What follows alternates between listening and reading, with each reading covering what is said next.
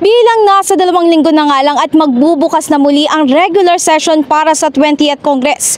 Kinumpirma na nga kanina ni Senator J.V. Ejercito sa naging press conference na kabilang siya sa mga senador na sumuporta at pumirma sa resolusyon para kay Senate President Chizzy Escudero.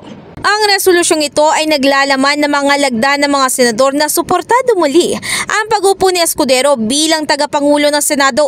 Ibinahagi naman din ni Ejercito ang rason sa likod ng pagsuporta niya rito. First of all, I'm part of the leadership, being the deputy majority leader at present. So siguro as a courtesy and respect to Senate President Escudero, I have to stick it out with him. Siguro delikadesa. Samantala, inamin naman din itong nahirapan siyang pumili sa pagitan ni Escudero at Senator Tito Soto. Anya, close rin daw kasi niya si Soto dahil naging party mate niya ito at Senate President noon, kung saan tinulungan siya nito na maisabatas ang dalawa niyang landmark regulations. Pinabulaan na naman din niyang masyadong stricto si Soto. I already served under him, no? Senator Soto, when he was Senate President. Maganda naman, as far as I can remember,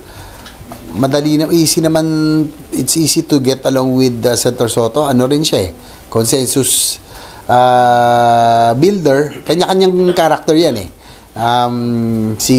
just like Senator Zubiri when he was Senate President. Talagang he'd gather everyone for caucuses, regular caucuses. Kay Senator Escudero man, sabi niya, it's better sa plenary na para transparent tayo. Kasi pag nagkukuko, sabi niya, para real time din. Kung ano pinag-uusapan dito, lumalabas din. So, what's the use? Hindi naman itinanggi ni Soto na totoong stricto siya, pero paglilinaw niya, natutunan lang daw niya ito mula sa mga naging kasama niya noon sa 8 at 9 Congress, kung saan sinusundan ng maigi ang rules at procedure. Dagdag pa niya, kung ito ang rason para i-disqualify siya, ay wala naman daw siyang pakialam dito. Maaalala, ayon kay Senator Jinggoy Estrada, nasa mahigit 13 senador na raw ang pumirma rito, kaya sabi niya ay maaari na raw siguro silang makabuo ng supermajority. In the heart of changing lives, ako si Brigada Ann Cortas ng 105.1 Brigada News FM Manila, the Music News Authority.